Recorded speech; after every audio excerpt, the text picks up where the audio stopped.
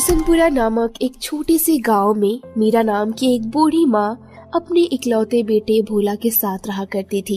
वो बहुत गरीब होने की वजह से वो दूसरों के घर बर्तन धोकर अपना और भोला का पेट पालती थी, परंतु मीरा मेहनती होने के साथ साथ चालाक भी थी।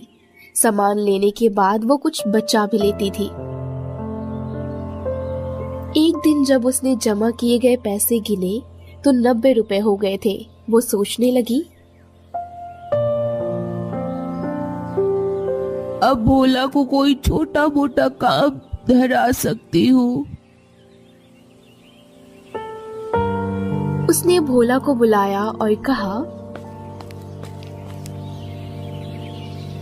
अरे बेटा, मैंने एक एक रुपया जोड़कर कुछ रुपए इकट्ठे किए हैं और अब मैं बूढ़ी हो चुकी हूँ न जाने कब चल बसूं। बेटा तू एक काम कर, ये 30 रुपए ले जा और कोई अच्छा सा काम धाम कर ले। 30 रुपए लेकर भोला कोई काम करने के लिए नगर की तरफ चल पड़ता है। नगर पहुंचने पर उसे एक जगह पर बाजार लगा दिखाई दिया। बाजार में बहुत दुकानें देखने के बाद भोला अंत में जानवरों की दुकान के सामने पहुंचा। उसने देखा कि एक कसाई वहां आया और उसने दुकानदार से एक बाड़े में बंधी सारी बकरियां खरीद ली। बकरियां खरीदने के बाद कसाई उन बकरियों को मारता हुआ अपनी कसाई दुकान की तरफ ले जाने लगा। ये सब देखकर भोला को उन सब बकरियों पर दया आ रही थी। तभी उसमें से एक छोटी सी कमजोर बकरी गिर पड़ी और कसाई उसे भी मारने पीटने लगा। अरे कितना बेरहम इंसान है। तभी भोला सोचने लगता है। जब भोला से देखा ना गया तो वो बोला, अरे भाई, तुम इस कमजोर बकरी को मत मारो। यदि चाहो तो इस छोटी बकरी को मुझे दे दो। अच्छा, तुझे बड़ी दया आ रही है तो निकाल 30 रुपए और ले जा इसको। भोला बकरी को खरीदने के लिए तुरंत तैयार हो गया और उसने 30 रुपए उस कसाई को दे दिए। भोला बकरी को लेकर घर पहुंचा तो उसकी माँ कहने लगी,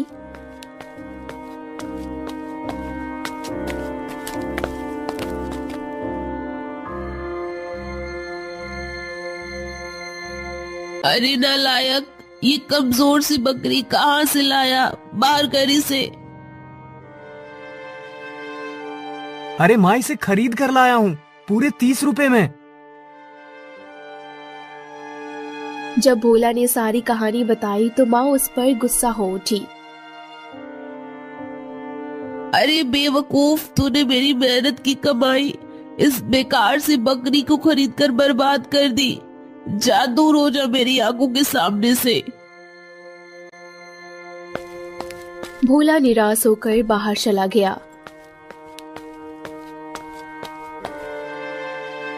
भोला के दिन रात देखभाल करने से वो बकरी कुछ ही दिनों में बिल्कुल सही हो गई, परंतु मीरा वो बकरी से अभी भी खुश नहीं थी। वो एक दिन सोचने लगी, भोला को किसी काम में लगाने के लिए फिर कोई तरकीब करना होगा।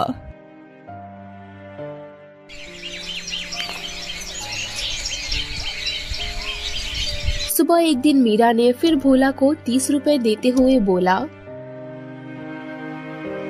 इस बार सोच समझकर कोई चीज लाना। अगर इस बार तूने कोई बेकार की चीज खरीदी तो मुझसे बुरा कोई नहीं होगा। ठीक है माँ, मैं ध्यान रखूंगा। भोला 30 रुपए लेकर घर से निकल गया और चलते चलते एक तालाब के किनारे आ पहुंचा। तभी उसके रोने की आवाज सुनाई दी। वहां पर एक मछुआरा रो रहा था। भोला मछुआरे के पास जाकर उसके रोने की वजह पूछने लगा।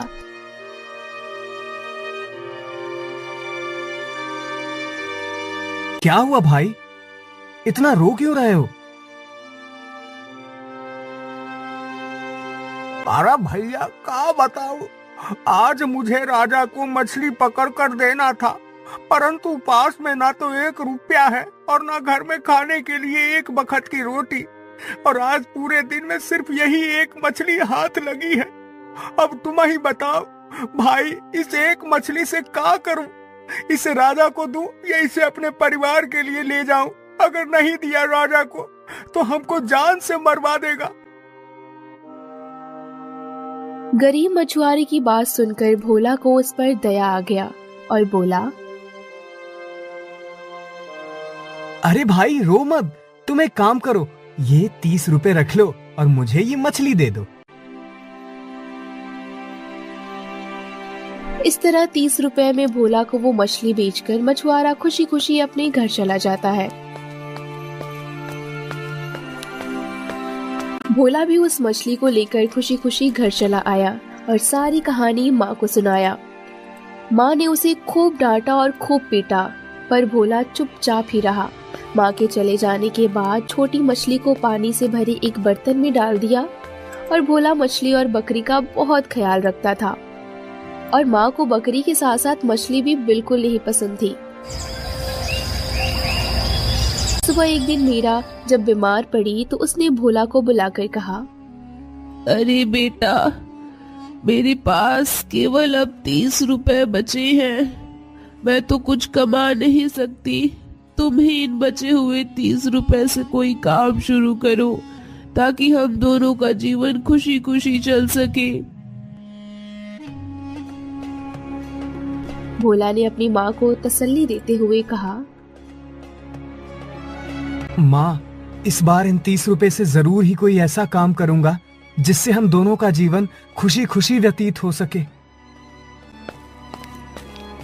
भोला 30 रुपए लेकर फिर से घर से चला गया।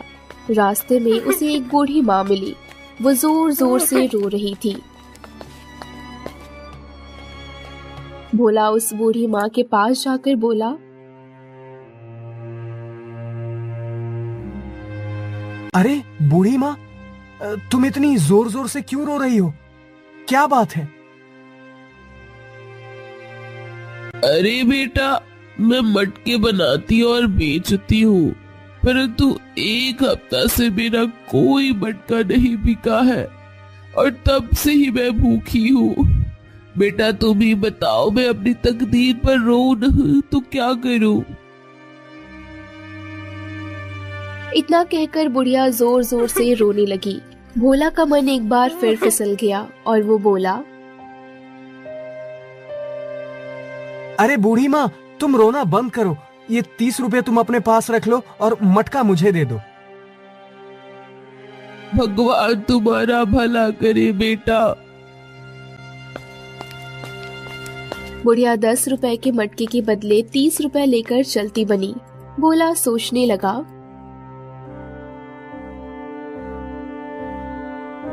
बेचारी बूढ़ी माँ अब कुछ दिन तक तो पेट भरकर भोजन खा सकेगी। भोला मटका लेकर घर की तरफ चल दिया। भोला को इतनी जल्दी घर लौटता देख मीरा ने पूछा,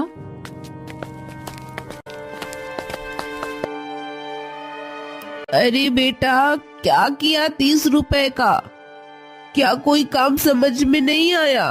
और ये मटका कहाँ से उठा लाया तू? भोले ने सारी बात सुना डाली और बोला, अरे माँ, मुझे एक बूढ़ी माँ का दुख दर्द देखा ना गया, इसीलिए 30 रुपए के बदले में उनसे ये मटका ले लिया।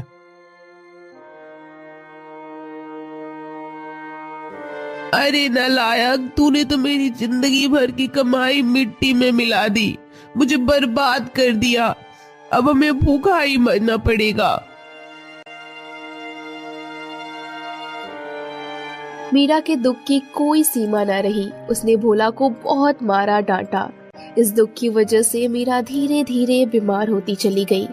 बीमारी और बेरोजगारी की वजह से धीरे धीरे वो भूखे मरने के कगार पर आ गई। भोला दुखी होकर सोचने लगा, हे भगवान, अब मैं क्या करूं? घर में ना तो चावल का एक दाना है और ना ही माँ की दवा के लिए एक पैसे। अब मछली और मटके का क्या करूं? क्या इन्हें बेच दूं?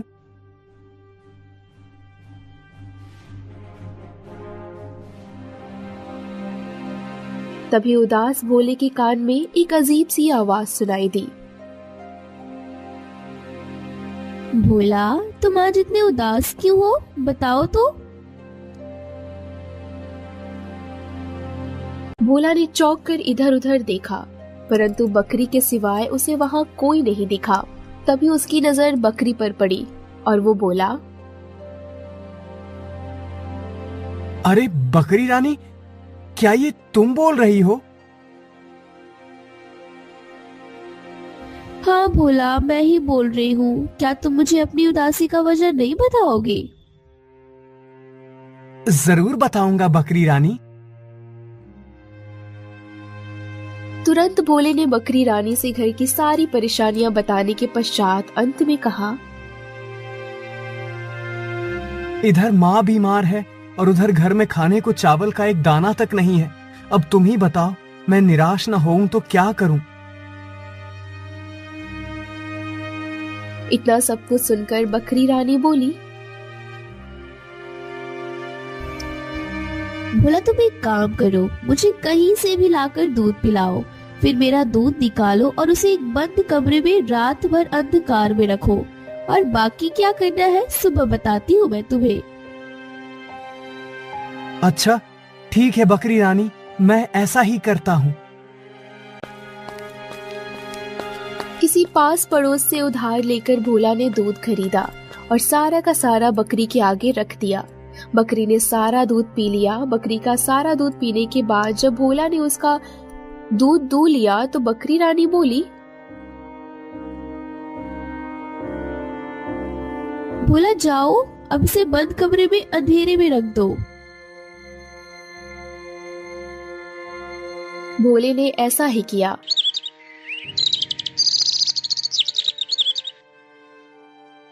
सुबह होने पर भोले ने जब दूध की बाल्टी देखी तो वो आश्चर्य में पड़ गया कि सारा का सारा दूध सोने का हो गया है। वो शीघ्र उस बाल्टी को लेकर बकरी रानी के पास पहुंचा तो बकरी रानी बोली,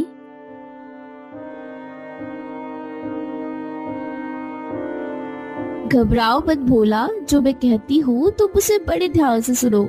ये सोने का दूध तुम राजा इंद्र सिंह के पास ले जाओ। जब राजा इसकी कीमत पूछे तो तुम 10 स्वर्ण मुद्राएं मांगना, न कम न ज्यादा। ये ध्यान रखना भोला कि लालच बुरी बला है। बकरी रानी, मैं ध्यान रखूंगा। अच्छा ठीक है, अब मैं चलता हूँ। भोला दूध लेकर राजा इंद्र सिंह के दरबार में पहुंचा और दरबारियों को सोने का दूध देकर बहुत अचंभा हुआ। फिर राजा ने खुश होकर बोला, हम बहुत खुश हुए नौजवान। इस दूध की तुम हमसे क्या कीमत चाहते हो? भोले ने बकरी रानी के कहे अनुसार ही कहा, महाराज, इसके दाम सिर्फ 10 स्वर्ण मुद्राएं हैं। क्या? सिर्फ 10 स्वर्ण मुद्राएं? परंतु दूध की जांच पड़ताल करने के बाद जब राजा इंद्र सिंह और भी दरबारियों को भरोसा हो गया कि दूध वाकई में सोने का है तो महाराज कहने लगे, महामंत्री जी, इसको 10 स्वर्ण मुद्राएं नहीं बल्कि 20 स्वर्ण मुद्राएं राज्य की ओर से दे दी जाएं। जैसी आपकी आज्ञा महाराज। राजा की बात सुनकर भोला कहने लगा, महाराज, मैं ये दूध सिर्फ 10 स्वर्ण मुद्राओं में ही बेचूंगा, अन्यथा नहीं। महामंत्री जी, इसे 10 स्वर्ण मुद्राएं ही दे दी जाए। जैसी आपकी आज्ञा महाराज। 10 स्वर्ण मुद्राएं लेकर भोला खुशी खुशी अपने घर वापस लौट आया और कहने लगा, ये देखो माँ, सोने की 10 स्वर्ण मुद्राएं। अब हमें कभी कोई तकलीफ नहीं उठानी पड़ेगी। अरे बेटा, 10 स्वर्ण मुद्राएं कहाँ से लाया रे तू? कहीं चोरी तो नहीं किया तूने? सच सच बता।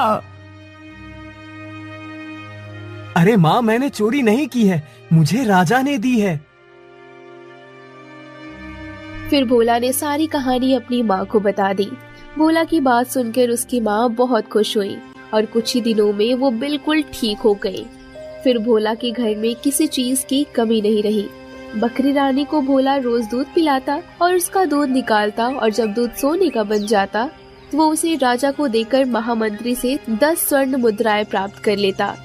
धीरे धीरे भोला उस गांव का सबसे धनी आदमी बन गया। भोला के दिल में दयालुता तथा नेकी अब भी थी। अपने सुंदर से घर में बैठकर वो खाना खा रहा था, तभी उसके कानों में एक आवाज सुनाई दी।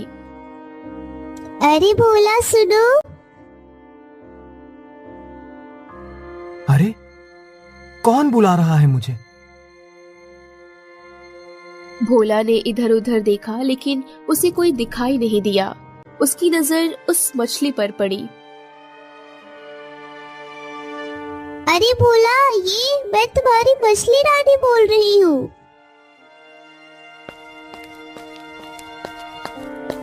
भोला शीघ्र ही उठकर मछली रानी के पास पहुँच गया और कहने लगा,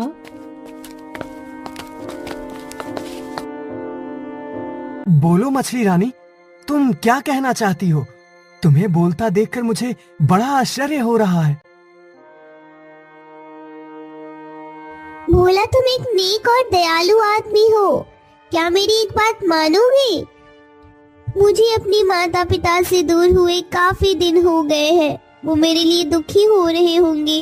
अगर तुम मुझे वापस तालाब में छोड़ आओ तो मैं तुम्हें वचन देती हूँ कि कठिन समय में तुम्हारी मदद करूंगी। भोला स्वभाव से ही दयालु था। वो शीघ्र ही मछली रानी को लेकर तालाब की ओर चल पड़ा। तालाब किनारे पहुंचकर उसने मछली रानी को पानी में छोड़ दिया। तब मछली रानी बोली, धन्यवाद भोला। जब कभी तुम्हें मेरी सहायता की जरूरत पड़ी तो 4 बार मछली रानी कहकर बुलाना। तुम जहाँ भी होगे मैं तुरंत आ जाऊंगी। ठीक है मछली रानी, जब भी जरूरत पड़ेगी तो मैं बुला लूंगा। इतना कहकर भोला वहाँ से चल पड़ा। इधर भोला की बढ़ती लोग नेकी और अमीरी की चर्चा राज्य के अन्य धनी लोगों में ईर्ष्या होने लगी थी। एक आदमी कहने लगा, अरे सुनो भाई, अगर भोला की लोकप्रियता इसी तरह फैलती रही और उसका धन दौलत बढ़ता रहा तो हम सब एक दिन बर्बाद और कंगाल हो जाएंगे और वह महाराज की आंखों में सही व्यक्ति बन जाएगा। तभी दूसरा आदमी कहने लगा, परंतु भाई, हम कर भी क्या सकते हैं? अरे भाई, अगर किसी तरह राजा को उसके विरुद्ध भड़काया जाए तो हमारे रास्ते का कांटा आसानी से साफ हो सकता है। अगर हम किसी तरह राजा के विशेष दरबारियों को अपनी ओर मिला लें तो ये काम आसान हो सकता है। वहाँ मौजूद सभी लोगों को भी उस आदमी के उपाय बहुत अच्छी लगी और वो उसका साथ देने के लिए तैयार हो गए। तो फिर चलो इसी समय चलकर कुछ दरबारियों से मिलते हैं।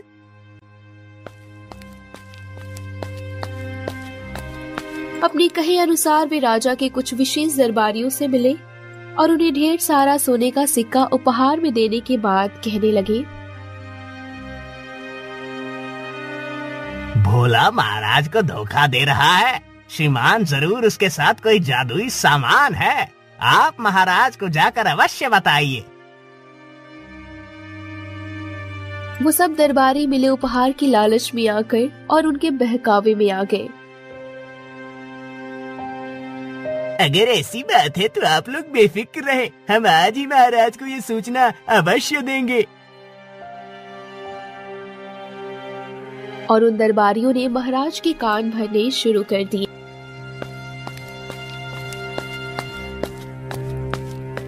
महाराज, अगर भोला इसी तरह रोज सोने का दूध आपको बेचकर 10 स्वर्ण मुद्राएं लेता रहा तो एक दिन राज्य का धन खाली हो जाएगा। और दूध का क्या भरोसा, क्या पता वो एक दिन सोने के दूध की बजाय साधारण दूध रह जाए। और इस तरह बिना धन के सारा राजकार्य ठप हो जाएगा। महाराज, ठीक यही होगा कि इस व्यक्ति से पूछा जाए कि वो सोने का दूध कहाँ से लाता है। अगर इस दूध के आने की जगह हमें पता चल जाए तो फिर आपको धन खर्च करने की कोई जरूरत नहीं होगी। और राजा भी उनके भड़कावे में आकर कहने लगा,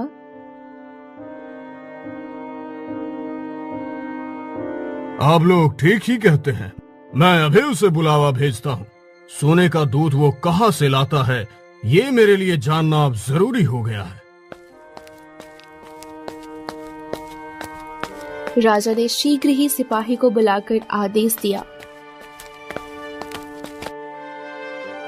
सिपाही जाओ, शीघ्र ही भोला और उसकी माँ को पकड़कर हमारे सामने पेश किया जाए। सिपाही शीघ्र ही भोला के घर पहुंचा और कहा, अरे ओ भोला, चलो, तुम्हें और तुम्हारी माँ को महाराज ने इसी वक्त बुलाया है। महाराज ने बुलाया है? पर क्यों बुलाया है? जब भोला और उसकी माँ राजमहल में पहुंचे तो राजा कहने लगे,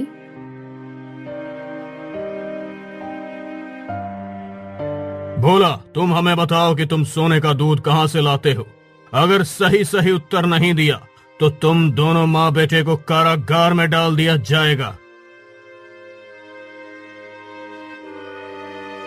कोई चारा ना देख भोला ने राजा को सब कुछ सही सही बता दिया और कहने लगा,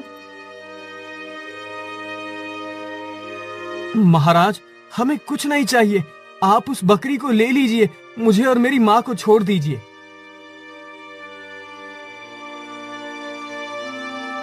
सिपाहियों, जाओ वो बकरी ले आओ और राज छुपाने के जुर्म में इन सबको कारागार में डाल दिया जाए। भोला की माँ रोते हुए कहने लगी, दया करें महाराज, दया करें।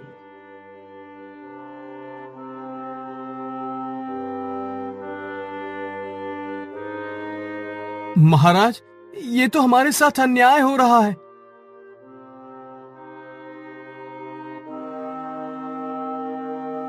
मगर राजा ने उनकी एक न सुनी और उन्हें कारागार में डाल दिया। और इधर अपनी योजना को सफल होते देख दरबारियों और सेठों ने बहुत खुशियां मनाई। धीरे धीरे समय बीतता गया। अचानक पूरे राज्य में भीषण अकाल पड़ा। लोगों में बचाओ बचाओ की आवाज मच गई। लोगों ने महाराज से गुहार लगाई।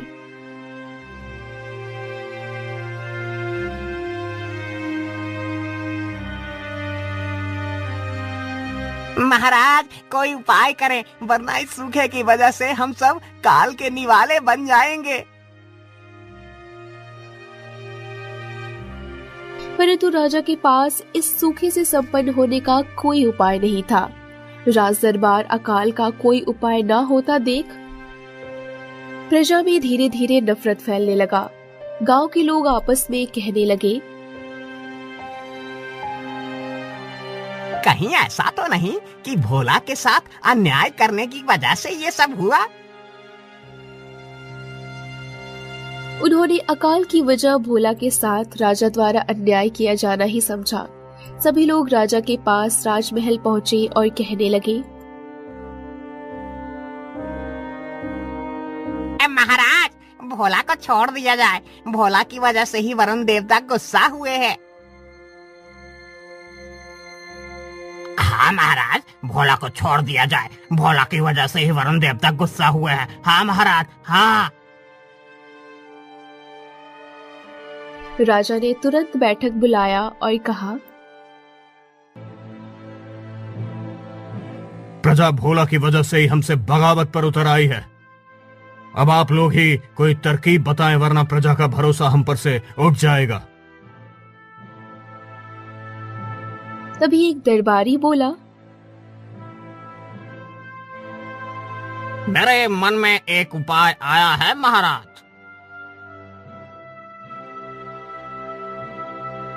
अरे तो जल्दी बताइए। आप भोला को रिहा कर दीजिए, परंतु साथ ही एक घोषणा भी करवा दीजिए, यदि भोला वर्षा ना करवा पाए तो उसे फांसी के फंदे पर लटका दिया जाएगा।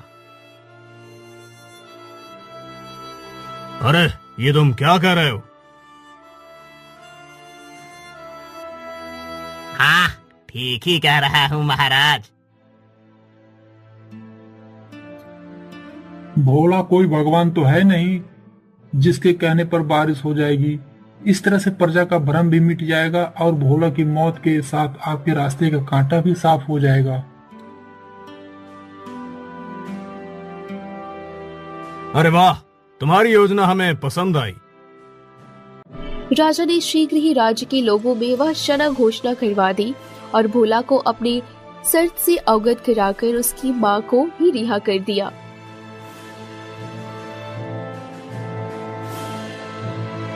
बेटा अब क्या होगा? माँ धैर्य रखो, अगर हम सही हैं तो भगवान हमारी मदद जरूर करेगा।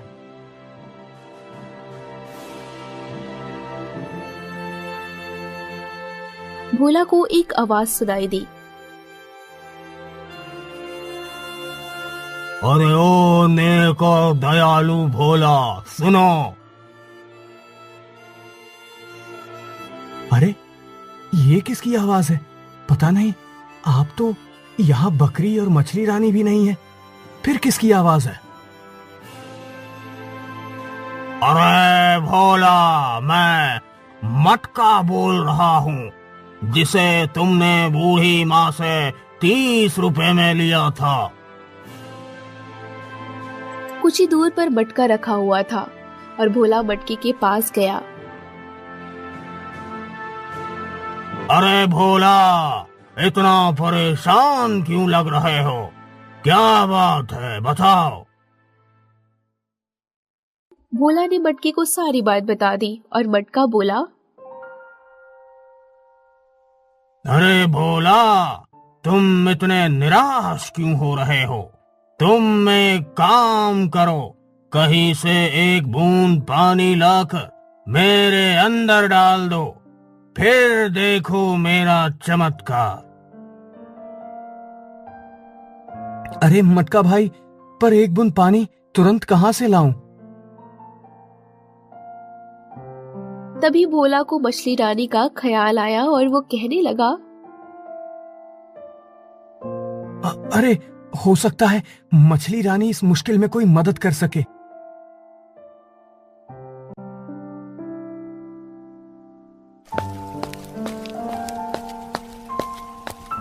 भोला शीघ्र ही तालाब के पास जाकर मछली रानी को बुलाने लगा। मछली रानी, मछली रानी, मछली रानी, मछली रानी। और अभी भी भोला की चौथी आवाज पूरी हुई थी कि मछली रानी आ गई और मछली बोली,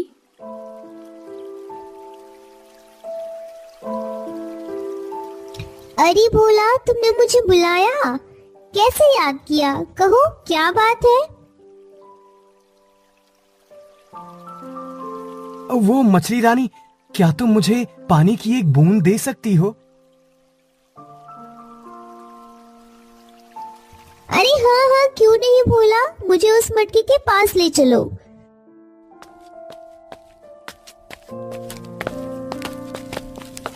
भोला मछली रानी को लेकर घर आ गया और मटके को उठाकर मछली रानी के सामने रख दिया। मछली ने अपना मुंह खोला और उसके मुंह से पानी की बूंदें निकलकर मटके के भीतर गिरने लगी। पानी की उन बूंदों के मटके में गिरते ही मटका पानी से पूरी तरह भर गया। फिर पलक झपकने के साथ ही उसमें से पानी बह निकला। फिर भोला मछली को वापस तालाब में छोड़ दिया। अब भोला अपने घर पर आया तो मटका कहने लगा,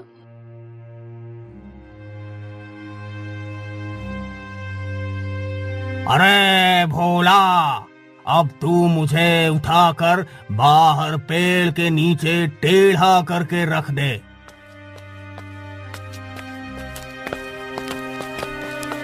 और भोला ने मटके को टेढ़ा करके बाहर रख दिया। कुछ ही समय में मटके से पानी किसी तेज धारा वाली समुद्र के समान निकलने लगा। जब राह चलते लोगों ने तेजी से बहते पानी को देखा तो वो खुश हो गए। ये पानी तो भोला के घर से आ रहा है। चलो भाई, चलकर भोला से ही ये राज पता चलेगा। अरे हाँ भाई, सही कहा, चलो चलते हैं भोला के घर। गांव के सब लोग को सारी कहानी पता चली तो वो भोला से और ज्यादा प्यार करने लगे और बहता पानी भाप बनकर आकाश में उड़ा और बादल बनकर बरसने लगा। जब राजा इंद्र सिंह को सारी बात पता चली तो उन्होंने खुद भी बारिश होते देखी तो उन्हें अपने किए पर बड़ा पश्चाताप हुआ। उन्होंने शीघ्र ही उन सभी सेठों और दरबारियों को कारागार में बंद करवा दिया जिन्होंने भोला के विरुद्ध चक्र रचा था। उसके पश्चात राजा भोला की बकरी लेकर खुद भोला के घर आ गए और कहने लगे,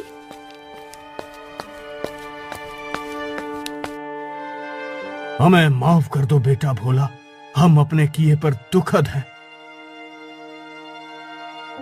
ऐसा ना कहें महाराज, इसमें आपकी कोई गलती नहीं थी। आइए बैठिए और हमें सेवा करने का एक मौका दीजिए। इसके बाद फिर कभी भोला के गांव में कभी भी सूखा नहीं पड़ा और भोला अपनी माँ के साथ खुशी खुशी अपना जीवन बिताने लगा।